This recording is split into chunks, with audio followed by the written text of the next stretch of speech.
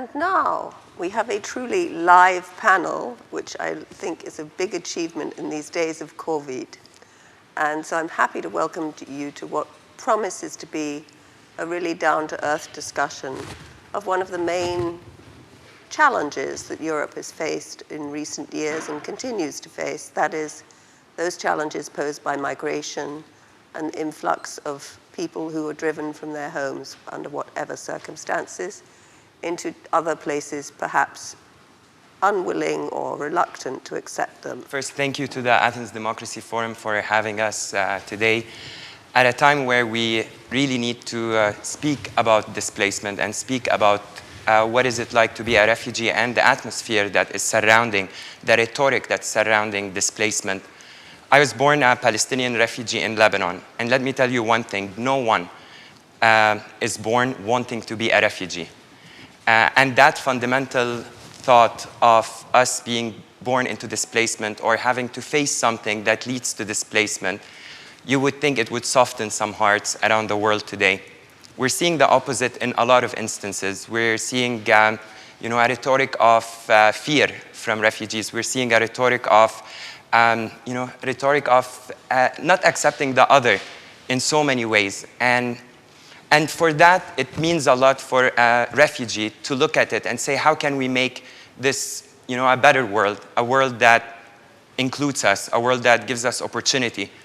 And I always like to go back to the personal experience of growing up in a refugee camp. It was only when Canada gave me a chance in life that I managed to do something out of my life. So those experiences, how much are we highlighting them in the media?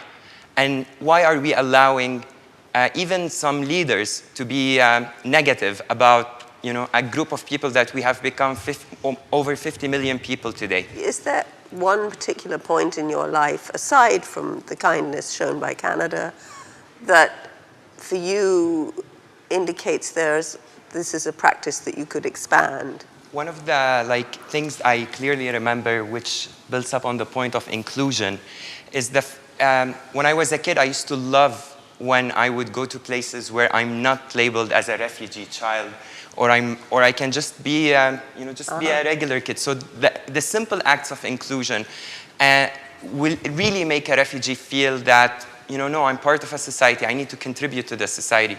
When you include someone in your community, then you can count on them for contributing even further to that community. And we've seen some great success stories around, as a result of that inclusion. For example? For example, the swimmer, the Syrian swimmer who swam across the sea but became an Olympics, that on its own is a success story. And for millions of refugees, that is hope.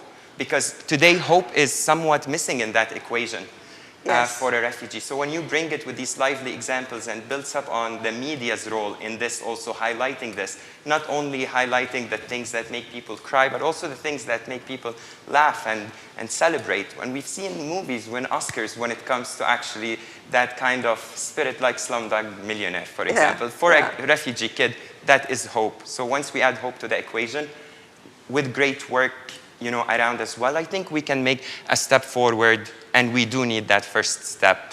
And I'm very happy that we have you among us and to hear your personal story. We had something similar.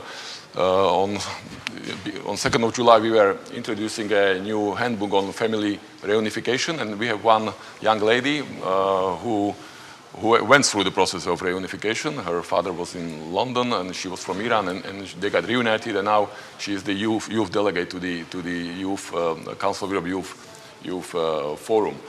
So that's also a good example, and I'm very happy that she is within the Council of Europe system. We have heard many words replicated a number of times: integration, inclusion, children. That is the key to the problem or to the issue. There are some good examples where I've seen at the local level to provide education for children, refugee or migrant, or just children. For instance, in Milan in Italy, in Bosnia, Herzegovina. I would like to also flag one project which we have within the Council of Europe, which is the European Qualifications Passport for Refugees.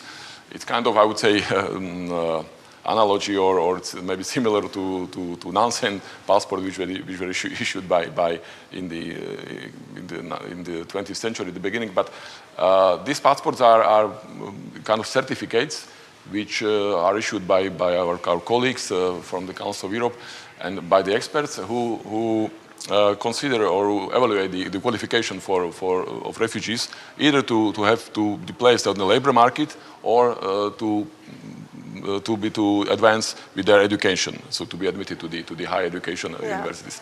And this is being done, and it has brought concrete results, concrete certificates, and concrete examples where refugees were admitted to the universities or could find jobs. Yes. Thank you. Super examples. The last 8 minutes go to what is being done here in Greece. And Sofia and Antigone, I know you know each other well, so perhaps you can start off. Thank you. What is your main message to people who've journeyed to Athens to find out more about this? The issue of education is very important, especially for unaccompanied children. I mean, these children have lost about 3 to 4 years of education only because of the journey. Mm-hmm. If we add another 3 to 4 years because of war and persecution in their countries of origin, then we risk having a lost generation.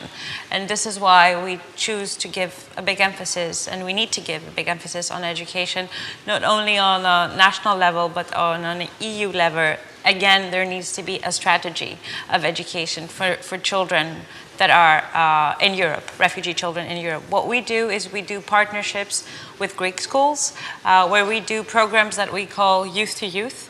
Every child that is with us buddies up with a student from the school, and then we do a specific curriculum with teachers from the schools. And through private donors, we have managed to do a full-time program catered only to the needs of the children we care for. This is very important because, as Antigone said, integration takes time.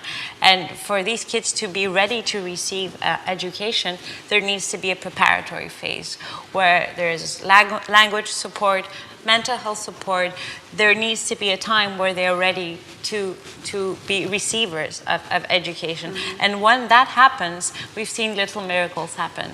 We've seen a child going to one of the best universities in Europe. We have kids that play in athletic teams, professional athletic teams like Panathinaikos, which is one of the biggest teams in Athens. We've seen kids develop their talents like drawing, others are good at, each gets the tool that they need to be able to open their wings and fly and create a future for themselves and stop being the victims and they are the creators of their future. And that's a very important transition for children and youth to stop seeing themselves as being a refugee. The moment we call a child a refugee, there's a gray curtain falling in front of their face. They start being, what you said, a human being with equal rights and equal opportunities. But we really need to make a strategy for that. And this is where political actors and institutional actors can really help us.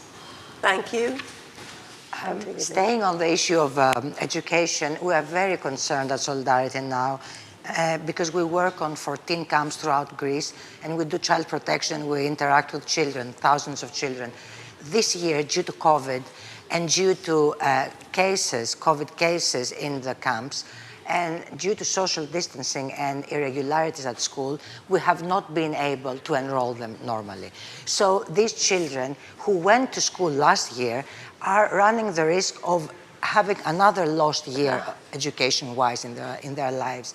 And they're starved for education because education, what our own children hate going to school and getting back every day, for these people it is the oxygen of life. It is their pretense of normalcy. It is their routine. It is very, very, very important. I love the word inclusion being repeated so many times today because, that's our first step. And, together being here is also another step. And we are increasing. And again, the root of displacement needs to also be addressed, because now we have fresh issues going on, and we can tackle them early in the process before we have to be kind on the other side of the ocean or the other side of the continent. A perfect way to sum it all up. Thank you very much. Thank you.